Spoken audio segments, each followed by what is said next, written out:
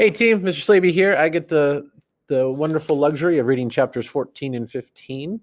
So here's the thing: if you remember from chapter 13, if we kind of left off on a small little cliffhanger, is actually is Jonas is recalling the sunburn, right?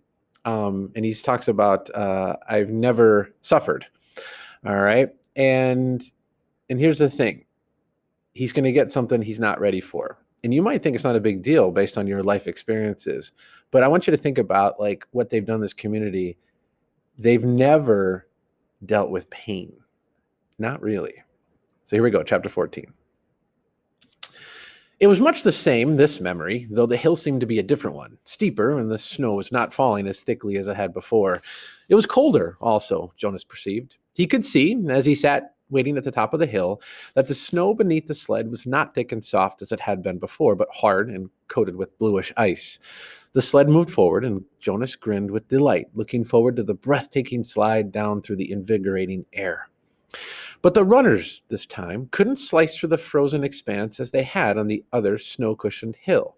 They skittered sideways, and the sled gathered speed. Jonas pulled at the rope, trying to steer, but the steepness and speed took control from his hands as he was no longer enjoying the feeling of freedom, but instead, terrified, was at the mercy of the wild acceleration downward over the ice. Remember, he's used to a world that there are no hills. So he doesn't even know what that feels like to be out of control. Sideways, spinning, the sled hit a bump in the air, and Jonas was jarred loose and thrown violently into the air. He fell with his leg twisted under him, and he could hear the crack of bone. His face scraped along jagged edges of ice, and when he came at last to a stop, he lay shocked and still, feeling nothing at first but fear. Then the first wave of pain, he gasped. It was as if a hatchet lay lodged in his leg, slicing through each nerve with a hot blade. In his agony, he perceived the word fire and felt flames licking at the torn bone and flesh. He tried to move and could not. The pain grew. He screamed. There was no answer. Sobbing, he turned his head and vomited onto the frozen snow. Blood dripped from his face into the vomit. No, he cried, and the sound disappeared into the empty landscape, into the wind.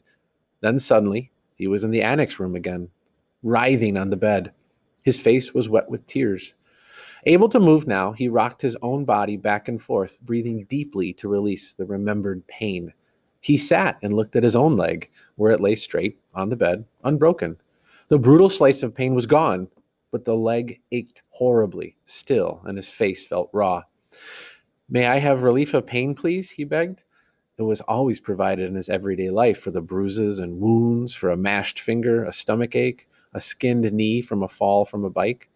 There was always a daub of anesthetic ointment. Daub's like just a little glob, or a pill, or in severe instances, an injection that brought complete and instantaneous deliverance.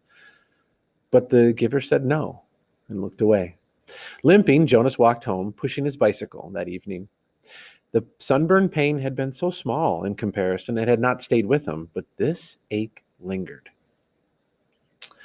It was not unendurable as the pain on the hill had been. Jonas tried to be brave. He remembered that the chief elder had said he was brave. Is something wrong, Jonas? His father asked at the evening meal. You're so quiet tonight. Aren't you feeling well? Would you like some medication? But Jonas remembered the rules. No medication for anything related to his training, and no discussion of his training. At the time for sharing of feelings, he simply said that he felt tired, that his school lessons had been unusually demanding that day. He went to his sleeping room early, and from behind the closed door, he could hear his parents and sister laughing as they gave Gabriel his evening bath. They have never known pain, he thought. The realization made him feel desperately lonely, and he rubbed his throbbing leg. He eventually slept. Again and again, he dreamed of the anguish and the isolation on the forsaken hill. I don't know if you guys ever experienced this, but I've sprained my ankle a million times, and every time I think about it, I cringe. Like I feel this sort of like uncomfortableness because that pain of having a near broken ankle, it is agonizing. Never goes away. The daily training continued, and now it always included pain. The agony of the fractured leg began to seem no more than a mild discomfort as the giver led Jonas firmly, little by little, into the deep and terrible suffering of the past. Each time, in his kindness, the giver ended the afternoon with a color-filled memory of pleasure. A brisk sail on a blue-green lake, a meadow dotted with yellow wildflowers, an orange sunset behind mountains. It was not enough to assuage the pain that Jonas was beginning now to know. Assuage means to make easier, to relieve. Why? Jonas asked him after he had received a torturous memory in which he had been neglected and unfed. The hunger had caused excruciating spasms in his empty, distended stomach. He lay on the bed, aching. Why do you and I have to hold these memories? Distended, a weird note about true starvation doesn't look like your belly is actually thin. True starvation creates actually a little, what looks like a belly. It's brutal. You see ribs and then a belly. Ugh. It gives us wisdom, the giver replied. Without wisdom, I could not fulfill my function of advising the committee of elders when they call upon me. But what wisdom do you get from hunger? Jonas groaned. His stomach still hurt, though the memory had ended. Some years ago, the giver told him, before your birth, a lot of citizens petitioned the committee of elders. They wanted to increase the rate of births. They wanted each birth mother to be assigned 4 births instead of 3, so that the population would increase and there would be more laborers available. Jonas nodded, listening. That makes sense.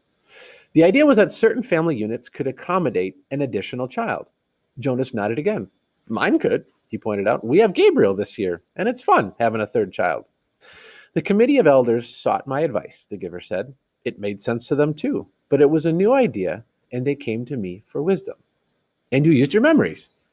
The giver said yes.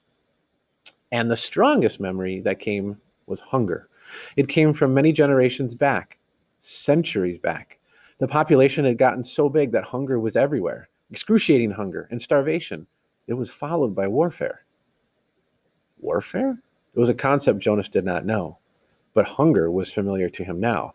Unconsciously, he rubbed his own abdomen, recalling the pain of its unfulfilled needs. So you described that to him? They don't want to hear about pain. They just seek the advice. I simply advise them against increasing the population. But you said that was way before my birth. They hardly ever come to you for advice. Only when what was it you said? When they have a problem they've never faced before? When did it happen last? Do you remember the day when the plane flew over the community? Yes, I was scared. So were they. They prepared to shoot it down, but they sought my advice. I told them to wait. But how did you know? How did you know the pilot was lost? I didn't.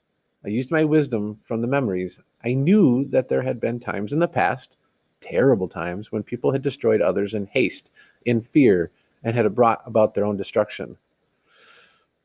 Just for a moment here, can we just take a moment and pause and say, okay, right now in 2020, as bad as this year has been, there are people hungry.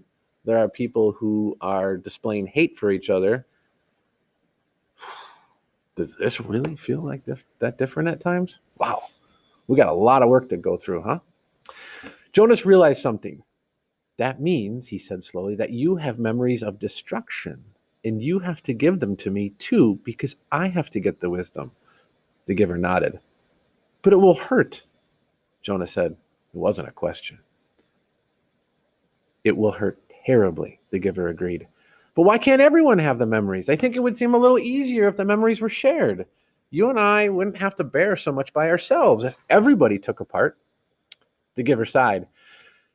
You're right, he said, but then everyone would be burdened and pained. They don't want that, and that's the real reason the receiver is so vital to them and so honored. They selected me and you to lift that burden from themselves. When did they decide that? Jonas asked angrily. It wasn't fair. Let's change it. How do you suggest we do that? I've never been able to think of a way, and I'm supposed to be the one with all the wisdom. But there are 2 of us now, Jonas said eagerly. Together we can think of something. The giver watched him with a wry smile. That's like a knowing smile, like, Why can't we just apply for a change of rules? Jonas suggested. The giver laughed. Then Jonas, too, chuckled reluctantly. The decision was made long before my time or yours, the giver said, and before the previous receiver, and he waited. Back and back and back, Jonas repeated the familiar phrase. Sometimes it had seemed humorous to him. Sometimes it had seemed meaningful and important. Now it was ominous. It meant he knew that nothing would be changed. Ominous means dangerous. The new child, Gabriel, was growing and successfully passed the test of maturity that the nurturers gave each month. He could sit alone now, could reach for and grasp small play objects, and he had 6 teeth. During the daytime hours, Father reported he was cheerful and seemed of normal intelligence. But he remained fretful at night, whimpering often, needing frequent attention. After all this extra time I put in with him, Father said one evening after Gabriel had been bathed and was lying for the moment, hugging his hippo placidly in the small crib that had replaced the basket. I hope they're not going to decide to release him. Maybe it would be for the best, Mother suggested. I know you don't mind getting up with him at night, but the lack of sleep is awfully hard for me. If they release Gabriel, can we get another new child as a visitor? Asked Lily. She was kneeling beside the crib, making funny faces at the little one who was smiling back at her. Did you catch that moment, guys? Lily says, if they release him, can we get another one? Like he's a stuffed animal. That should tell you a lot about how these people view the world. This is a human being, and Lily's like, let's get another one. It'll be fun. Jonas's mother rolled her eyes in dismay. No, Father said, smiling. He ruffled Lily's hair. It's very rare, anyway, that a new child's status is as uncertain as Gabriel's. It probably won't happen again for a long time. Anyway, he sighed, they won't make the decision for a while. Right now, we're all preparing for a release we'll probably have to make very soon. There's a birth mother who's expecting twin males next month. Oh dear, Mother said, shaking her head. If they're identical, I hope you're not the one assigned. I am. I'm next on the list. I'll have to select the one to be nurtured and the one to be released. It's usually not hard, though. Usually it's just a matter of birth weight. We release the smaller of the two. Jonas, listening, thought suddenly about the bridge and how, standing there, he had wondered what lay elsewhere. Was there someone there waiting who would receive the tiny released twin? Would it grow up in elsewhere, not knowing ever that in this community lived a being who looked exactly the same? If any of you have twins right now, I want you to ask your twin which one weighed less at birth. They wouldn't be looking at you. For a moment, he felt a tiny fluttering hope that he knew was quite foolish. He had hoped that it would be Larissa waiting. Larissa, the old woman he had bathed. He remembered her sparkling eyes, her soft voice, her low chuckle. Fiona had told him recently that Larissa had been released at a wonderful ceremony. But he knew that the old were not given children to raise. Larissa's life elsewhere would be quiet and serene as befit the old. She would not welcome the responsibility of nurturing a new child who needed feeding and care and would likely cry at night. Mother, Father, he said, the idea coming to him unexpectedly, why don't we put Gabriel's crib in my room tonight? I know how to feed and comfort him, and it would let you and Father get some sleep. Father looked doubtful. You sleep so soundly, Jonas. What if his restlessness didn't wake you? It was Lily who answered that. If no one goes to tend Gabriel, she pointed out, he gets very loud. He'd wake all of us if Jonas slept through it. Father laughed. You're right, Lily Billy. All right, Jonas, let's try it just for tonight. I'll take the night off and we'll let Mother get some sleep too. Gabriel slept soundly for the earliest part of the night. Jonas, in his bed, lay awake for a while. From time to time, he raised himself on one elbow, looking over at the crib. The new child was on his stomach, his arms relaxed beside his head, his eyes closed, and his breathing regular and undisturbed. Finally, Jonas slept too. Then, as the middle hours of the night approached, the noise of Gabe's restlessness woke Jonas. The new child was turning under his cover, flailing his arms and beginning to whimper. Jonas rose and went to him. Gently he patted Gabriel's back. Sometimes that was all it took to lull him back to sleep. But the new child still squirmed fretfully under his hand. Still patting rhythmically, Jonas began to remember the wonderful sail that the giver had given him not long before, a bright, breezy day on a clear turquoise lake, and above him the white sail of the boat billowing as he moved along in the brisk wind. He was not aware of giving the memory, but suddenly he realized that it was becoming dimmer, that it was sliding through his hand into the being of the new child. Gabriel became quiet. Startled, Jonas pulled back what was left of the memory with a burst of will. He removed his hand from the little back and stood quietly beside the crib. To himself, he called the memory of the sail forward again. It was still there, but the sky was less blue, the gentle motion of the boat slower, the water of the lake more murky and clouded. He kept it for a while, soothing his own nervousness at what had occurred, then let it go and returned to his bed. Once more, toward dawn, the new child woke and cried out. Again, Jonas went to him. This time, he quite deliberately placed his hand firmly on Gabriel's back and released the rest of the calming day on the lake. Again, Gabriel slept. But now, Jonas lay awake, thinking. He no longer had any more than a wisp of the memory, and he felt a small lack where it had been. He could ask the giver for an other sail, he knew. A sail perhaps on ocean next time, for Jonas had a memory of ocean now and knew what it was. He knew there were sailboats out there too, in memories yet to be acquired. He wondered, though, if he should confess to the giver that he had given a memory away. He was not yet qualified to be a giver himself, nor had Gabriel been selected to be a receiver. That he had this power frightened him. He decided not to tell. All right, moral question. Having memories is a burden, right? Jonas experienced pain and he limped because of the memory of pain. It's not all duckies and bunnies when you have memories. And he just gave it to a baby that had no choice in the matter. Is Jonas right or is Jonas wrong? Chew on that for a little bit. All right. So why don't you take a look at the things to put in your the next slide should have all of the things to put on your map, which may not be much.